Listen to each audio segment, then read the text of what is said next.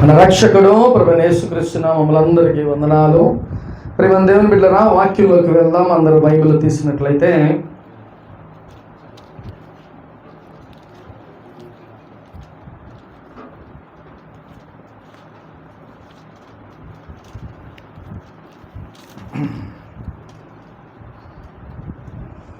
మత్తయి సువార్త 28వ అధ్యాయం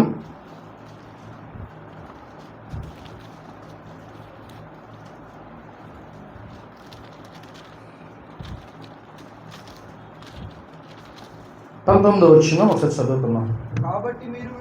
కాబట్టి మీరు వెళ్ళి సమస్త జనులను శిష్యులనుగా చేయుడి, తండ్రి యొక్కయు కుమారుని యొక్కయు పరిశుద్ధాత్మ యొక్కయు నామములోనికి వారికి బాప్తిస్మముని మిచ్చుచు నేను మీకు ఏ సంగతులు ఆజ్ఞాపించుతున్నో వాటన్నిటిని గాయకొనవలెనని వారికి బోధించుడి. ఇదిగో నేను యుగ సమాప్తి వరకు సదాకాలం మీతో కూడా ఉన్నానని వారితో చెప్పాను. హల్లెలూయా. ఈరోజు బాప్తిస్మము గురించి ఈరోజు మనం మాట్లాడుకుందాం. ప్రియమైన దేవుని బిడ్డలారా, అసలు బాప్తిస్మం అని అంటే ఏంటి అని అంటే, మనం దేవుని యొక్క పరలోక రాజ్యంలోకి తీసుకోవటానికి మొట్టమొదట మెట్టది. పరలోక రాజ్యంలోకి వెళ్ళటానికి ఫస్ట్ ఇప్పుడు మనం బస్సు ఎక్కుతాం. నూజివీడు నుంచి విజయవాడ ఒక టికెట్ తీసుకుంటాం. ఇక్కడ నుంచి అక్కడికి వెళ్ళాలంటే ఒక టికెట్ కావాలి. అలాగే నువ్వు ఈ భూలోకం నుంచి పరలోకానికి వెళ్ళాలంటే నీకంటే ఒక టికెట్ ఏంటంట, బాప్తిస్మం అనేది ఒక టికెట్ మీకు. కాబట్టి ఈ టికెట్ లేకోకుండా నువ్వు బస్సు ఎక్కలేవు. అలాగే నువ్వు రక్షణ లేకోకుండా, బాప్తిస్మం లేకోకుండా పరలోక రాజ్యానికి నువ్వు వెళ్ళలేవు. కాబట్టి ప్రియమైన దేవుని బిడ్డలారా, బాప్తిస్మం అనేది ఫస్ట్ ఆఫ్ ఆల్ చాలా చాలా ఇంపార్టెంట్ అయిన విషయం. ప్రియమైన దేవుని బిడ్డలారా, అయితే మనకి చాలా కొన్ని విషయాలు ఈ లోకంలో చాలామంది అంటూ ఉంటారు. దొంగ ఒప్పుకుంటే అప్పటికప్పుడే దేవుడు తన లోకానికి పరలోకానికి ఆయన చేర్చుకుంటున్నట్టుగా ఆయన ఇచ్చేసాడు సమాధానం. మనం కూడా బాప్తిస్మం తీసుకోవాలా, అప్పటికప్పుడు చెప్పేస్తే ఒప్పుకుంటే అయిపోద్ది అని అంటూ ఉంటారు. అయితే అక్కడ ఉన్న సిచ్యువేషన్ వేరు, అర్థమవుతుందా? అక్కడ ఉన్న పరిస్థితులు వేరు, అలాగే మన పరిస్థితులు వేరు. ఇప్పుడు నిన్ను కూడా సిలువ వేసేసి అక్కడ ఉండి అప్పుడు అడిగితే అది తీసుకెళ్తాడు దేవుడు, అర్థమవుతుంది? అంటే ఆ సిచ్యువేషన్ వేరు. కాబట్టి ఆ దొంగ ఇక టైంలో చచ్చిపోయే పరిస్థితి. కాబట్టి దేవుడు ఆ టైంలో ఆయన ఉన్నాడు. ఇప్పుడు మన ఇంటికి రావాలంటే నా పర్మిషన్ లేకుండా వస్తారా? నేను పిలవకుండా వస్తారా? కాబట్టి దేవుడు ఆయన ఇష్టం, ఆయన ఇంటికి ఆయన పిలిస్తేనే వెళ్ళటానికి. కాబట్టి దొంగ అడగగానే వెంటనే నువ్వు నాతో కూడా రేపు పరదేశంలో ఉంటావు. కాబట్టి గొప్ప అవకాశం దేవుడు ఇచ్చాడు. కాబట్టి అప్పుడున్న సిచ్యువేషన్ వేరు. కానీ ఇప్పుడు కంపల్సరిగా మనం బాప్తిస్మం తీసుకోవాలి. నువ్వు పరలోక రాజ్యానికి వెళ్ళాలంటే కంపల్సరిగా నువ్వు బాప్తిస్మం తీసుకోవాలి. అయితే శిష్యులకి దేవుడు ఆయన ఆరోహణం అయిపోతూ 40 రోజుల పాటు వాళ్ళతో ఉండి ఆయన కొన్ని విషయాలు చెప్పాడు. ఏమనంట, సర్వలోకానికి వెళ్ళి సువార్తను అందించాలి. అలాగే కాబట్టి మీరు వెళ్ళి సమస్త జనుల శిష్యులుగా చేయండి, తండ్రి యొక్కయు కుమారుని యొక్కయు పరిశుద్ధాత్మ యొక్క నామములో వారికి బాప్తిస్మం ఇవ్వాలి. సో ఇప్పుడు నేను వెళ్ళిపోతున్నా, కాబట్టి నేను ఏం చెప్తున్నానో మీరు అవి చెయ్యాలి. ఇప్పుడు తండ్రి కుమార పరిశుద్ధాత్మ నామంలో మీరు ఏం చేయాలంట, బాప్తిస్మం తీసుకోవాలి.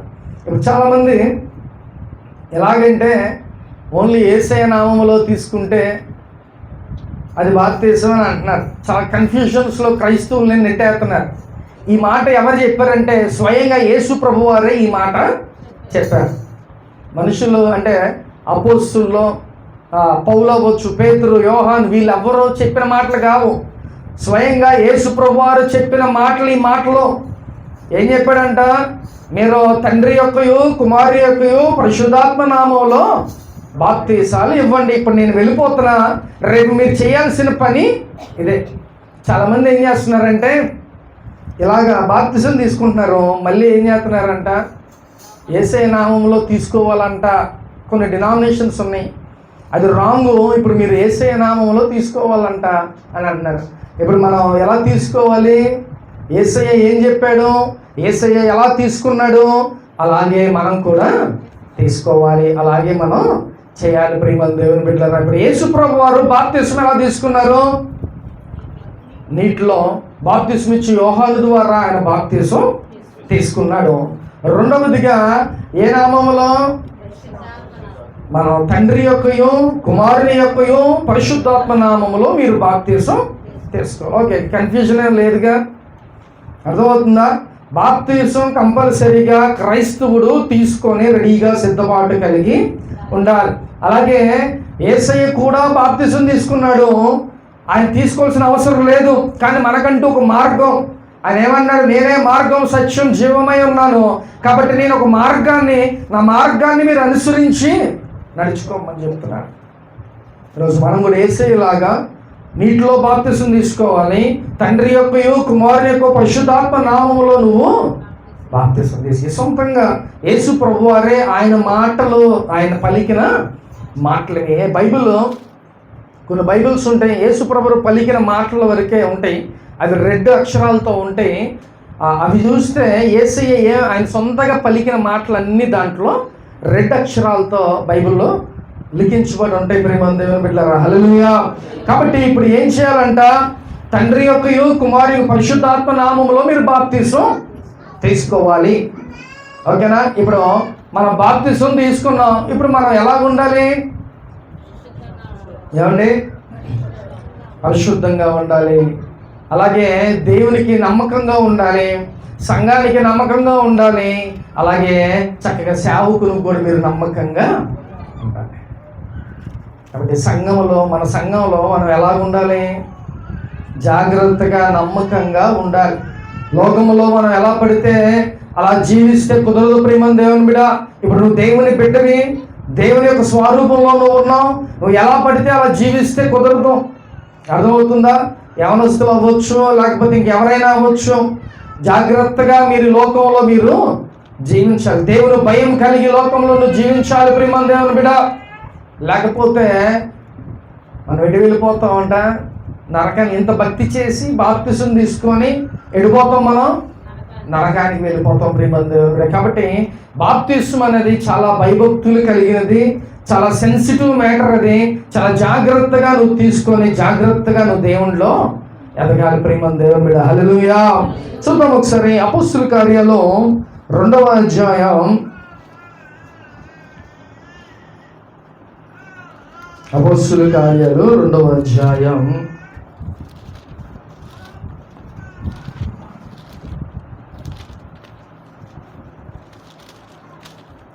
38వ వచనం ఒకసారి చదువుకుందాం. మీరు మారు మనసు పొంది పాప క్షమాపణ నిమిత్తము ప్రతి వాడు యేసుక్రీస్తు నామమున బాప్తిస్మం పొందుడి, అప్పుడు మీరు పరిశుద్ధాత్మను వరము పొందుదురు. చాలు, హల్లెలూయా.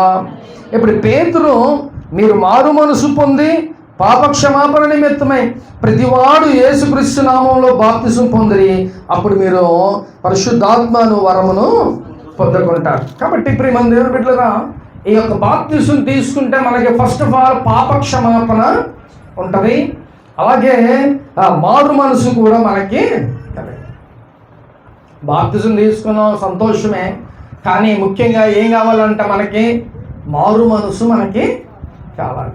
నీ మనసు మారకపోతే నువ్వు 10 సార్లు తీసుకున్న బాప్తిస్మం ఇక అంతే. కాబట్టి మారు మనసు అనేది చాలా చాలా ఇంపార్టెంట్ ప్రియమైన దేవుని బిడ్డలారా. మారు మనసు తీసుకుంటే, మారు మనసు పొందుకుంటేనే మీరు కరెక్ట్గా మీరు ఉండగలరు. లేకపోతే చర్చిలో వాక్యం చెప్పినంత వరకు బాగానే ఉంటుంది, మళ్ళీ బయటికి వెళ్ళిపోయిన తర్వాత వేరే రకంగా ఉంటారు. కాబట్టి ఫస్ట్ ఆఫ్ ఆల్ మారు మనసు, నీ మనసుకి మారు మనసు కలిగి నువ్వు జీవించాలి. అలా ఉంటే అప్పుడు నువ్వు బయటికి వెళ్ళినా ఎలాంటి వాటికి నువ్వు లోను కాకోకుండా జాగ్రత్తగా నువ్వు లోకంలో జీవిస్తావు. హల్లెలూయా. కాబట్టి ప్రియమైన దేవుని బిడ్డ, చక్కగా నువ్వు దేవుళ్ళో మంచిగా బాప్తిజం తీసుకొని మారు మనసు పొంది చక్కగా నువ్వు దేవుళ్ళో ఎదగాలి ప్రియమైన దేవుని బిడ్డ. హల్లెలూయా. చూద్దాం ఒకసారి గలతీయులకు రాసిన పత్రిక 3వ అధ్యాయం 8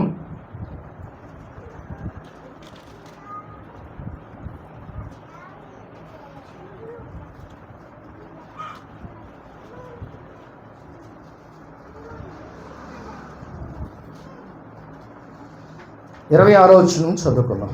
యేసుక్రీస్తునందు మీరందరూ విశ్వాసము వలన దేవుని కుమారులై ఉన్నారు.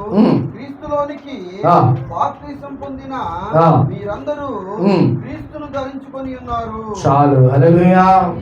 ఇప్పుడు ప్రియమైన దేవుని బిడ్డలారా, ఫస్ట్ ఆఫ్ ఆల్ యేసుక్రీస్తునందు మీరందరూ విశ్వాసము వలన ఏమైపోయారంట? మీరు దేవుని బిడ్డలుగా మీరు అయిపోయారు. ఇప్పుడు బాప్తిసం తీసుకున్నారు, మీకంటూ ఒక ముద్ర ఉంటుంది. అర్థమవుతుందా? సాతాను గారి ముద్ర కూడా ఉంటుంది. సాతాను గారి ముద్ర ఏంటంట? రేపు రాబోయే రోజుల్లో వస్తుంది, అది 666. ఆ ముద్ర మన యొక్క నసట మీద లేకపోతే ఇక్కడ చేతి మీద వేస్తారంట. ఒకవేళ నువ్వు బాప్తిసం తీసుకున్నావు, బాప్తిసం తీసుకుంటే నీకు ఇప్పుడు ఆల్రెడీ ఇక్కడ నసట మీద చక్కగా నువ్వు దేవుని యొక్క కుమారుడు, నీకంటూ ఒక ముద్ర దేవుడు వేస్తాడు ప్రియమైన దేవుని మీద. కాబట్టి నువ్వేం చేయాలంట? చక్కగా ఎవరైతే బాప్తిసం తీసుకున్నారో, దేవుణ్ణి నమ్మి విశ్వసించిన వాళ్ళందరూ కూడా ఎవరవుతారంట? దేవుని యొక్క కుమారులు కుమార్తెలు అవుతారు. ఇప్పుడు మీరందరూ దేవుని యొక్క పిల్లలు. మీ తండ్రికి మీరు అవమానకరంగా ఈ లోకంలో మీరు జీవించొద్దు దయచేసి. అర్థమవుతుందా? ఈ లోకంలో మనం ఏదైనా మిస్టేక్ చేసాం, నీ తండ్రికి నీ తల్లికి అవమానం ఉంటుంది. అవునా? ఫస్ట్ నీ మూలాన ఎవరికి వస్తుంది అవమానం? నీ తల్లికి నీ తండ్రికి అవమానం వస్తుంది ఈ లోకంలో. అలాగే దేవునికి కూడా నీ మూలాన అవమానం వచ్చేస్తుంది. కాబట్టి దేవుని కుమారులుగా దేవుని బిడ్డలుగా మీరు ఉన్నారంటే దేవునికి చక్కగా మంచి పేరు వచ్చేలాగా మీరు లోకంలో బ్రతకాలి ప్రియమైన దేవుని మీద. జాగ్రత్తగా దేవుని బిడ్డలుగా ఆయన స్వరూపంలో నేను పరిశుద్ధుడిని కాబట్టి మీరు కూడా పరిశుద్ధులుగా జీవించాలని నా దేవుడు మాట్లాడుతున్నాడు. సో మీరు పరిశుద్ధంగా ఈ లోకంలో ఆయన బిడ్డలుగా మీరు లోకంలో మీరు బ్రతకాలని ఈరోజు దేవుడు మాట్లాడుతున్నారు. అలాగే క్రీస్తులోని బాప్తిసం పొందిన మీరు అందరూ క్రీస్తుని ధరించుకోవాలి. ఇప్పుడు క్రీస్తుని ధరించుకోవాలంటే ఏం చేయాలి మనం? ఏమండి? క్రీస్తుని ధరించుకోవాలంటే ఏం చేయాలి? ధరించుకోవాలంటే వేరు. ఇప్పుడు మనం షర్ట్ వేసుకుంటున్నాం, దాన్ని ఏమంటాం? ధరించుకుంటాం. అవునా? షర్ట్ వేసుకుంటున్నాం, ఏమంటాం? అది అచ్చమైన తెలుగు భాషలో దాన్ని ధరించుకోవటం అంటాం కదా. ఇప్పుడు మరి క్రీస్తుని ధరించుకోవాలని అంటున్నాడు. ఏం ధరించుకుంటారు? క్రీస్తుని ధరించుకోవాలంటే తీసుకుంటాం బాప్తిసం. క్రీస్తుని ధరించుకోవటం అంటే ఆయన లాక్కొని వాటేసుకుంటారా? ఇప్పుడు క్రీస్తుని ధరించుకోవటం అని అంటే ఆయన స్వరూపం మీలో కనపడాలి. అప్పుడు యేసయ్య మీలో ఉన్నారు అనే విషయం తెలుస్తుంది. అంతేగాని ఆయన పక్కన పెట్టుకొని ఆయన కౌగిలించుకునే విధానంగా ఉండకూడదు ప్రియమైన దేవుని మీద. ఇప్పుడు నువ్వు చేసే ప్రతి పని అంటే నీ చూపు, నీ నడక, నీ యొక్క పడక, లేకపోతే ప్రతిదీ కూడా టోటల్ బాడీ అంతా కూడా ఎలా ఉండాలి? నువ్వు క్రీస్తుని పోలి క్రీస్తుని ధరించుకున్న వారిలాగా ఈ లోకంలో ఉండాలి. మరి ఇప్పుడు నువ్వు క్రీస్తుని ధరించుకుని ఉన్నావా? ఏమండి? ఇంట్లోనే ఊరినే సరదాగా బూతు మాటలు మాట్లాడుతూ ఉంటారు, లేకపోతే బయట మాట్లాడుతూ ఉంటారు. ఏదైనా పోట్లాట అయితే మాట్లాడితే ఇప్పుడు ఏదైనా పోట్లాట అయింది, క్రైస్తవులుగా మనం ఎలాగ ఉండాలి? తగ్గించుకొని ఉండాలి. అర్థమవుతుందా? ఏమా బాప్తిసం తీసుకున్న వాళ్ళందరూ ఎలాగ ఉండాలి? మనకి ఇప్పుడు గొడవలు అవుతున్నాయి, అమ్మో ఇప్పుడు నేను గొడవ చేయకపోతే అసలు నా ఇమేజ్ తగ్గిపోద్ది, లేకపోతే నన్ను తక్కువ అంచనా వేస్తారు అని అనుకుంటారేమో. అది కాదు ప్రియమైన దేవుని బిడ్డలారా. యేసయ్యను కూడా సిలువ వేసేటప్పుడు ఆయన ఏదైనా చేయొచ్చు, ఆయన తల వంచుకొనే ఉన్నాడు ఆయన. అర్థమవుతుందా? కాబట్టి మీరు కూడా ప్రతి విషయంలో కూడా మీరు తగ్గి మీరు జీవించాలి. ఎందుకంటే మన రక్షణ పొందుకున్న భయం కలిగి ఉండండి. ఎంతమంది ఎన్ని తిట్టినా తిట్టుకొని ఏమవుతుంది మనకి, ఒక మాత్రం కొంచెం తగ్గినా ఏమవుతుందో మనకి. కాబట్టి ఎవరు ఎన్ని మాటలన్నా ఏమన్నా కూడా మీరు ఏం చేయాలంటే జాగ్రత్తగా ఎలాంటి దోషమైన మాటలు మనం మాట్లాడుకోకుండా. ఎందుకని? నువ్వు క్రీస్తుని ధరించుకొని ఉన్నావు. ఇప్పుడు నీలో క్రీస్తు ఉన్నాడు, నువ్వు క్రీస్తుని ధరించుకొని ఉన్నావు. నువ్వు చాలా జాగ్రత్తగా నీ మాట, నీ చూపు, నీ ప్రవర్తన అన్నీ కూడా చాలా జాగ్రత్తగా మీరు కాపాడుకోవాలి ప్రియమైన దేవుని బిడ్డ. అర్థమవుతుందా? దేవునికి, సేవకునికి, అలాగే నీ యొక్క తల్లిదండ్రులకి నువ్వు అవమానం తెచ్చేవారిలాగా ఈ లోకంలో ఉండకూడదు. జాగ్రత్త. నువ్వు బ్రతికేవంటే బ్రతికేవని కాదు, దేవుని కోసం బ్రతుకు. అది బ్రతుకంటే. అర్థమవుతుందా? చీచా అనుకోకూడదు ఎవరు. మనం దేవుని కోసం బ్రతకాలి. నువ్వేదైనా చేసామంటే దానిలో దేవుడు కనపడాలి, క్రీస్తు కనపడాలి. అంతేగాని నువ్వు ఎలా పడితే అలా జీవిస్తే కుదరదు. ప్రియమైన దేవుని బిడ్డ, క్రీస్తుని ఏం చేయాలంటే మనం ధరించుకోవాలి. నువ్వు క్రీస్తుని చక్కగా ధరించుకుని ఉండేవారిలాగా ఉండాలి ప్రియమైన దేవుని బిడ్డ. కాబట్టి జాగ్రత్త. మీరు ఏదైనా చేసేటప్పుడు మీకు ఎవరు గుర్తు రావాలి? ఎవరు గుర్తు రావాలండి? దేవుడు గుర్తు రావాలి. కనపడే సేవకుడు కూడా గుర్తు రావాలి. జాగ్రత్త. నాకు కూడా అవమానం తెచ్చేలాగా ఉండొద్దు దయచేసి. అర్థమవుతుందా? మీ యొక్క యాక్టివిటీస్, మీ యొక్క ప్రతి పనిని కూడా మీరు జాగ్రత్తగా, అరే నేను తప్పు చేశాను, నా దేవునికి అలాగే నా సేవకుడికి కూడా అవమానం వస్తుంది. ఇప్పుడు నన్ను కూడా ఏమంటారు? ఏమండి, భలే మేత పెడుతున్నారు పాస్టర్ గారు, అందుకే వాళ్ళ ఇష్టానుసారంగా తిరుగుతున్నారు, ఎలా పడితే అలా మాట్లాడుతున్నారు, ఎలా పడితే అలా జీవిస్తున్నారు అంటారు. అప్పుడు నాకు కూడా బ్యాడ్ నేమ్. అర్థమవుతుందా? కాబట్టి జాగ్రత్త. ఒళ్ళు దగ్గర పెట్టుకొని, దేవుడు చూస్తున్నాడు. అలాగే దేవునికి, సేవకునికి, మన సంఘానికి కూడా మన అవమానం తెచ్చేవారిలాగా ఈ లోకంలో ఉండకూడదు. జాగ్రత్త. జాగ్రత్తగా బ్రతకండి ప్రియమైన దేవుని బిడ్డలారా. దేవుల్లో మంచిగా క్రీస్తుని మీరు ధరించుకొని చక్కగా మీరు లోకంలో బ్రతకాలని ఈరోజు నా దేవుడు మాట్లాడుతున్నాడు ప్రియమైన దేవుని బిడ్డ. హల్లెలూయా. చూద్దాం ఒకసారి రోమీయులకు రాసిన పత్రిక 6వ అధ్యాయం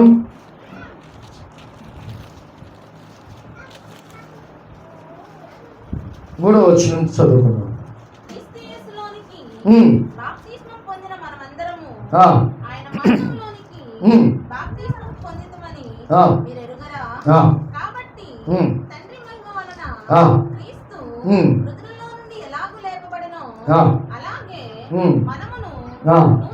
నూతన జీవనం పొందిన వారమై నడుచుకున్నట్లు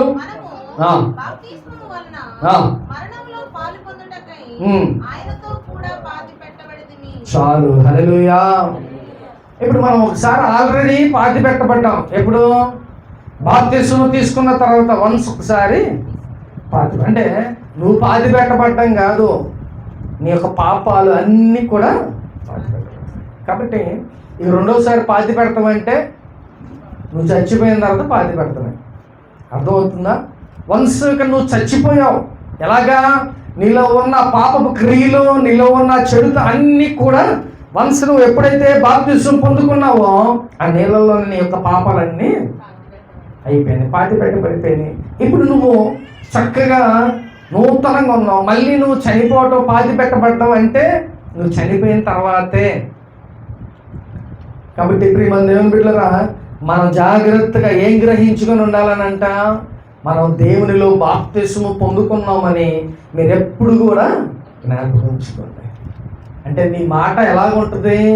ఒకవేళ నీ నోటికి ఒక సహోదరి చాలా రూట్గా బిహేవ్ చేసేది, చాలా అంటే ఒక పర్సనాలిటీ సహోదరి, మంచి పర్సనాలిటీ ఉండి, లావుగా ఉండి, ఎలాగుంటుందంటే మగవాళ్ళను కూడా తన్నే పరిస్థితులు ఉండేది.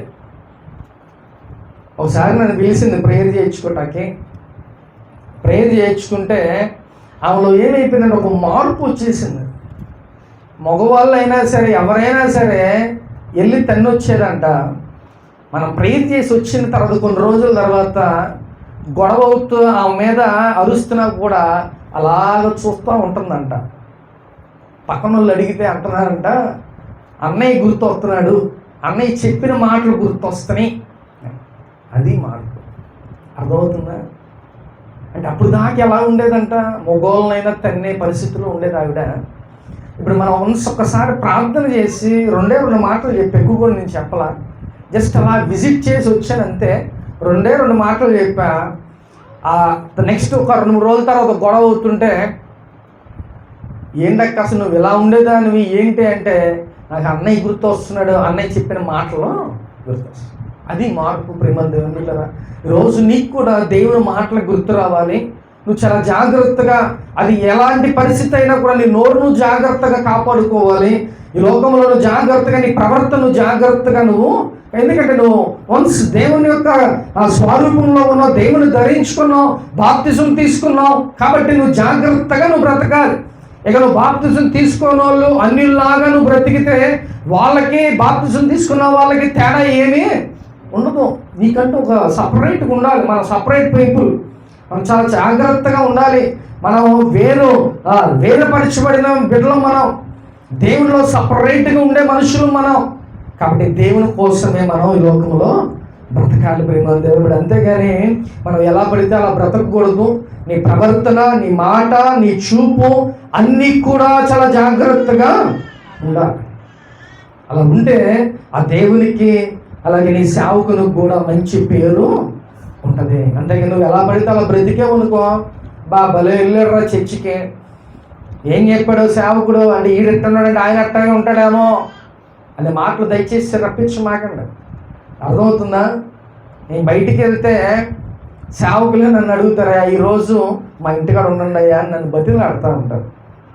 ఏమైందండి ఇక్కడ ఎంతసేపు వెళ్ళిపోతాం, గంటే హైవే ఎక్కితే ఎంతసేపు గంటలో వెళ్ళిపోతా ఉంటే, అయ్యా ఈ రాత్రి కొంచెం మాకు మా అదృష్టం అయ్యా మా ఇంట్లో ఉంటే. ఏమన్నా మనం అనమంటున్నావా? కాబట్టి మా లాంటి వాళ్ళకి నువ్వు మీరేం చేయకూడదంట, అవమానకరంగా మీరు ఫస్ట్ అసలు ఏ చర్చికి వెళ్తారు, ఏ సేవకుడు రా బాబు ఏం బోధిస్తున్నాడని చెప్పి అంటారు. కాబట్టి మీ చూపు, మీ ప్రవర్తన అన్ని కూడా చాలా జాగ్రత్తగా ఉంచుకోండి ప్రియమైన దేవుని బిడ్డ. దేవుని ధరించుకొని దేవుని స్వరూపములో ఈ లోకంలో మనం బ్రతకాలి. అంతేగాని మనం ఎలా పడితే అలా బ్రతకడానికి వీలు లేదు ప్రియమైన దేవుని బిడ్డ. ప్రతి ఒక్కటి నా దేవుడు చూస్తూనే ఉన్నాడు. కాబట్టి చాలా జాగ్రత్తగా ఈ లోకంలో మీరు బ్రతకండి. సో బాప్తిస్మం అనేది చాలా చాలా ఇంపార్టెంట్ మన యొక్క లైఫ్లో. ఒక వ్యక్తి అంట, ఒక సహోదరుడు తమ్ముడు ఆడేదో సరదాగా తీసుకున్నాడంట బాప్తిసం. ఎవరో పుష్ చేస్తే, అది కూడా బాప్తిసాల దగ్గరే, ఎవరో పుష్ చేస్తే సరదాగా వెళ్ళిపోయి తీసేసుకున్నాడు బాప్తిసం తీసుకొని అలా కొంచెం దూరం వెళ్ళి అక్కడే సిగరెట్ తాగుతున్నాడంట.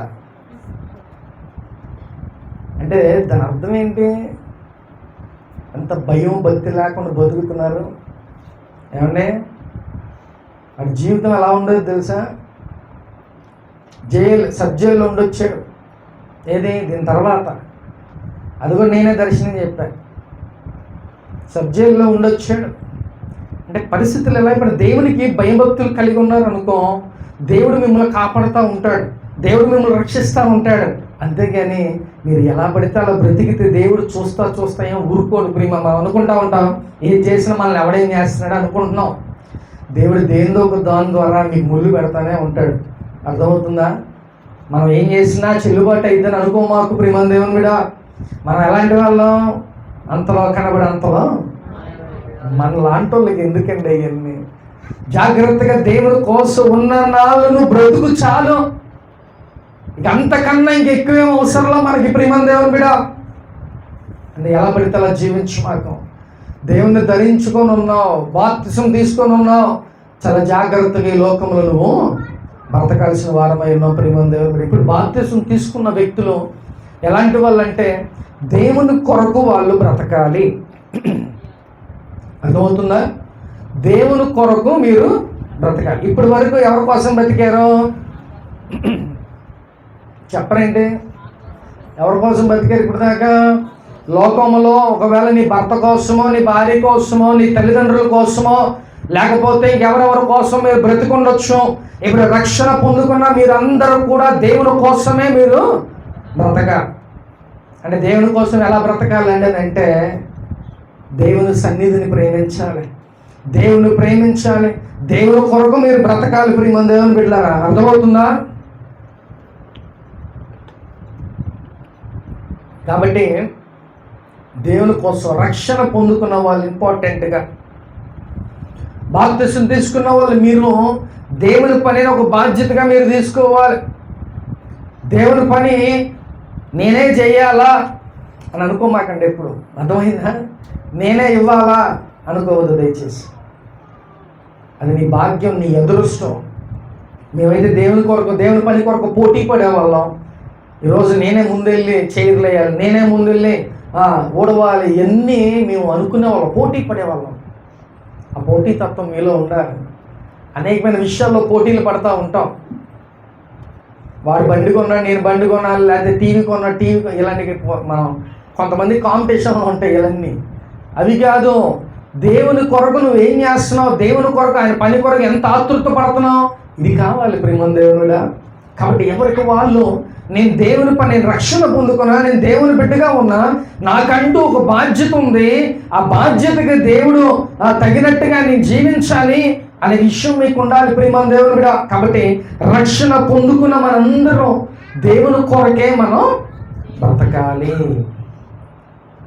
నీకంటూ కొన్ని బాధ్యతలు ఉండాలి. ఇంట్లో నీ బాధ్యత ఏంటి? ఆడవాళ్ళు అయితే చక్కగా వండాలి, మంచిగా పిల్లలను చూసుకోవాలి, భర్తను జాగ్రత్తలు చూసుకోవాలి, ఇది ఆడవాళ్ళ బాధ్యత. లేకపోతే మగవాళ్ళు అయితే బయటికి వెళ్ళి చక్కగా పని చేసి తీసుకొచ్చి వాళ్ళ ఇంటిని జాగ్రత్తలు చూసుకోవాలి, ఇది బాధ్యత. మరి సంఘానికి ఎవరి బాధ్యత? ఏమండి, సంఘానికి ఎవరి బాధ్యత? మీరే కదా బాధ్యత. సంఘాన్ని కూడా మీరే జాగ్రత్తగా చూసుకోవాలి. మీ ఇల్లుని ఎలా చూసుకుంటున్నారు? మీ ఇంట్లో ఏది లేకపోతే కొనుక్కుంటున్నారు. అలాగే మన సంఘంలో అన్నీ కూడా చూసుకోవాల్సిన బాధ్యత కూడా మీ మీదే ఆధారపడాలి ప్రియమైన దేవుని బిడ్డ. కాబట్టి బాప్తిసం తీసుకున్న ప్రతి బిడ్డల మీద దేవుని యొక్క బాధ్యత, దేవుని యొక్క పని భారం అన్నీ కూడా బాప్తిసం తీసుకున్న ప్రతి బిడ్డ మీద ఉంది. రోజులో బాప్తిజం తీసుకుని కాముగా ఏదో మనం చర్చికి వెళ్తే చాలే అని అనుకుంటే కుదరదు.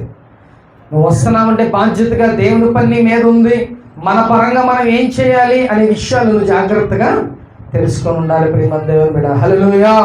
కాబట్టి ఇప్పుడు దేవుని స్వరూపాన్ని మనం కలిగి ఉన్నాం, ఆయన మనం ధరించుకొని ఉంటున్నాం. కాబట్టి జాగ్రత్తగా ఈ లోకంలో నువ్వు జీవించాలి ప్రియమైన దేవుని బిడ్డ. కాబట్టి బాప్తిసం అనేది చాలా చాలా ఇంపార్టెంట్ అయిన ఘట్టం. క్రైస్తవ జీవితంలో బాప్తిసం అనేది చాలా ఇంపార్టెంట్. ఇప్పుడు బాప్తిసం తీసుకున్నాం, ఇప్పటి నుంచి నువ్వేం చేయాలి? దేవుని సంఘంలో నువ్వు మంచిగా ఎదగాలి, దేవుని పని చేయాలి, ప్రార్థన, లేకపోతే ఇంకా పాటలు పాడడం, ఇంకా దేవుని పని చేయటం, ఇంకా నువ్వు ముందుకి దేవునికి ఇంకా గొప్పగా నువ్వు ఎదగాలి ప్రియమంది. అంతేగాని ఎక్కడున్న గొంగలు అక్కడే ఉండకూడదు. అర్థమవుతుందా? నువ్వు చక్కగా మంచిగా స్టెప్ బై స్టెప్ నువ్వు ఎదుగుతూ ఉండాలి. అది బాప్తిసం తీసుకొని ఇంక అలాగే ఉంటే అది వేస్ట్. ఇక నువ్వు సంఘానికి కూడా వేస్టే. ఫలించిన మొక్కను ఏం చేస్తారంట? నరికి పక్కన పడేస్తారు. నువ్వు కూడా సంఘంలో దేనికో దానికి ఉపయోగపడి ఉండాలి. అలా లేకపోతే వేస్ట్. నువ్వు ప్రార్థన చేసేవారిలాగా ఉండాలి, లేకపోతే చక్కగా దర్శనాలు చూసేవారిలాగా ఉండాలి, లేదా ఆరాధన చేసేవారిలాగా ఉండాలి, లేకపోతే సంఘంలో ఒక లీడ్ చేసేవారిలాగా ఉండాలి, ఒక బాధ్యతలను తీసుకోవాలి. ఇవన్నీ నువ్వు కలిగి ఉండాలి రక్షణ పొందుకున్న ప్రతి బిడ్డలో. అలాగే నాకు పెత్తనాలు కావాలని అంటే ఎవరు? అర్థమవుతుందా? నేను కొన్ని సంఘాలకు వెళ్ళా, ఆ డినామినేషన్ పేర్లు మనం చెప్పకూడదు, కానీ వెళ్తే స్టేజ్ మీద ఉన్నాం, వేరే పాస్టర్ గారు ప్రసంగం చెప్తున్నారు, నెక్స్ట్ నేను చాలా ఈగర్గా ఉన్నా, బాగా వాక్యం చెప్పాలి, అసలు మంచిగా ఎదిగే కొన్ని 100 మంది వచ్చారు, నేర్లే నాకు తెలుసు 400 మంది వచ్చి ఉంటారు. చెప్తుంటే ఈ పాస్టర్ గారు చెప్తుంటే వెనక నుంచి సంఘ పెద్ద అంట అది తాగేసేసి విజల్లేస్తున్నాడు. అసలు ఎవరండి అని అడిగితే పక్కన సంఘ పెద్ద అంట. ఊరి నాయనో భలే సంఘ పెద్ద అనుకున్న కుర్రోళ్ళ వీళ్ళలో చప్పట్లు కొడతాం అంటే అసలు గలిబిలిగా ఉంది. అవసరమైతే పాస్టర్ బాబు నీకు చాలే దిగా అంటున్నారు.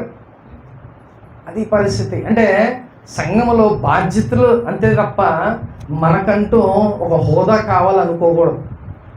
అర్థమవుతుంది? అది పెద్ద శాపం మనకి. సంఘాల్లో అలనాడు కూడా సంఘ పెద్దలు ఉన్నారు.